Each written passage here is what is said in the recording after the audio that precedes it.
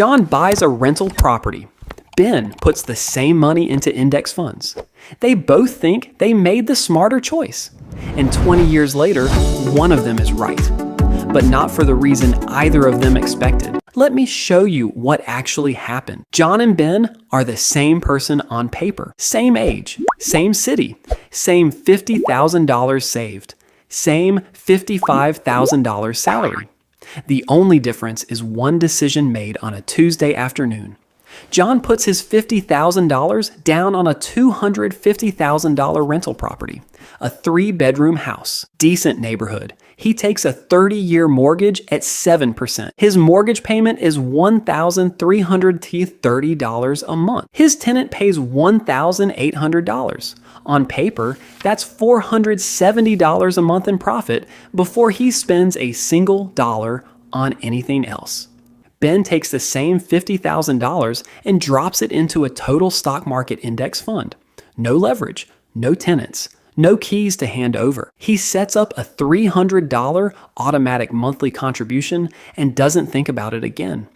Day one, John has a house, a tenant, and a story to tell at dinner parties.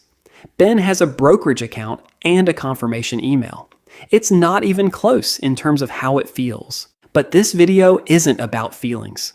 For the first few years, John is living the landlord dream. Rent hits his account on the first of every month. He drives past his property on the way to work. He's claiming mortgage interest and depreciation on his taxes. He's building equity with every payment. Everything about this feels real, tangible, and smart. Ben logs into his brokerage account once a quarter, sees a number, it goes up a little, then down a little, then up a little more. There's no key in his pocket, no asset he can point to from his car window, just a number on a screen.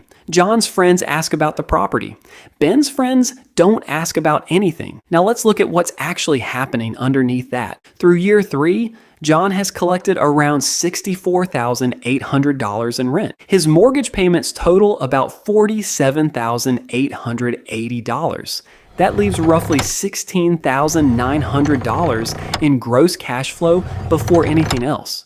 But here's what comes out of that number before John actually keeps any of it. Property taxes, around $3,000 a year. Insurance, another $1,500. A water heater replacement, $1,200. A leaking roof, $2,800. 1 month of vacancy between tenants. That's $1,800 in lost rent plus $600 to clean and relist. And John is managing this himself. No management fees. But that means 10 p.m. phone calls, weekend showings, and repairs coordinated on his lunch break. After all real costs, John's actual net cash flow over 3 years is somewhere between $2,000 and $4,000. Not the $16,900 that looked so good on a napkin. And that number doesn't include a single hour of his time. Ben, meanwhile, has contributed $50,000 plus $10,800 in monthly deposits. At roughly 10% average annual return, his portfolio is sitting at around $76,000. He spent 0 hours managing it, 0 phone calls, 0 emergencies. But here's the part the stock market crowd never wants to admit. John has leverage working for him. His $250,000 property has appreciated 3 to 4% a year. It's now worth somewhere between $270,000 and $280,000. His equity has grown to roughly $55,000 to $65,000. He used the bank's money to build that. Ben used $50,000 to control $50,000 in assets. John used $50,000 to control $250,000. That's 5 to 1 leverage. And it's the one structural advantage that stocks simply cannot replicate. By year 5, John is deep in the reality of being a landlord. He's on his 3rd tenant. He's replaced the roof for $8,500. A plumbing emergency cost $1,400. He's raised rent to $1,950. But property taxes and insurance have gone up too. His actual cash-on-cash return after all real expenses is sitting around 3 to 5%, not the 15 to 20% he told his friends about. Ben is still doing nothing. By year 7, his portfolio has grown to roughly $135,000 to $150,000, including contributions. The compound growth is starting to accelerate. The gains on his gains are now generating more new wealth each year than his original contributions ever did. Year 10. John's property is worth around $335,000 to $350,000. His remaining mortgage balance is about $166,000.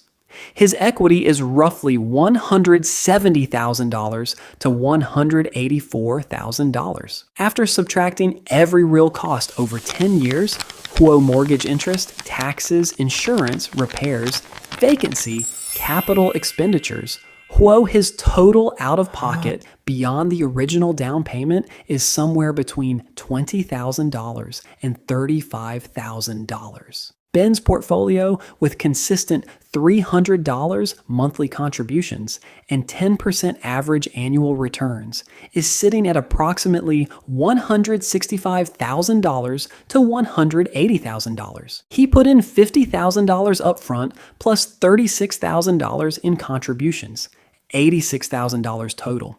The rest is pure compound growth. At year 10, they are surprisingly close in total wealth.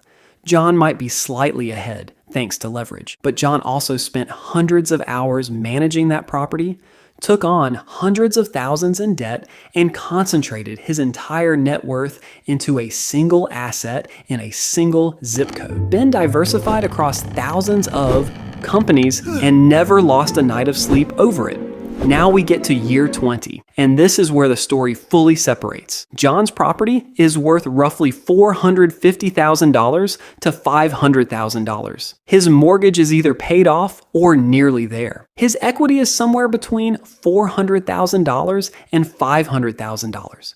After 20 years of maintenance, repairs, turnover, taxes, insurance, and at least one major renovation, his total net cash flow profit above what he spent is somewhere around $40,000 to $80,000. Ben's portfolio at 10% average annual return with $300 monthly contributions is sitting at approximately $420,000 to $460,000. Total contributions over 20 years were $122,000. The other $300,000 plus is compounding. No debt, no tenants, no 2 a.m. phone calls about a broken pipe. When you compare net worth at year 20, they are in the same ballpark, somewhere between $400,000 and $500,000 each. But how they got there is completely different. John worked for his, Ben waited for his, and here is the part that changes the math completely. If Ben increased his monthly contribution by just $200, bringing it to $500 a month, his 20-year portfolio jumps to roughly $550,000 to $600,000.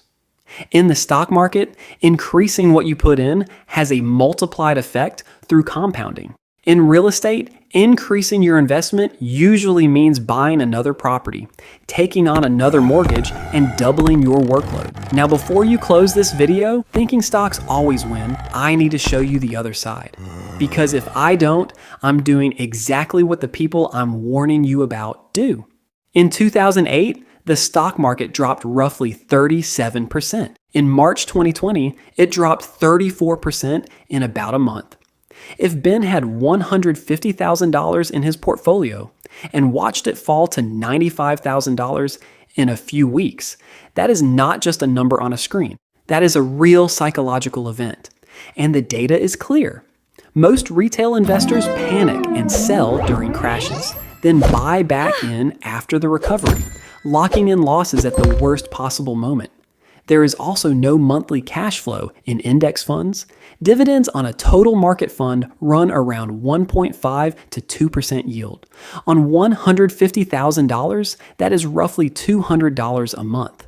That is not replacing anyone's income. And there is no tool in the stock market equivalent to real estate depreciation. Landlords can deduct the theoretical decline in their building's value from taxable income even while the property is actually appreciating in price. That is a legal, tax-advantaged stock investors simply do not have access to. Here is what this actually means for you. Real estate wins when the rent-to-price ratio is strong, when you treat it as a real business rather than a side hustle, and when you understand tools like house hacking or 1031 exchanges. Index funds win when time horizon is long, when consistency of contribution is high, and when the cost of your own time is something you actually value. Neither John nor Ben sat down and mapped out what their choice would cost in dollars, in time, in stress, and in risk over 20 years. That is the actual trap, not real estate, not stocks.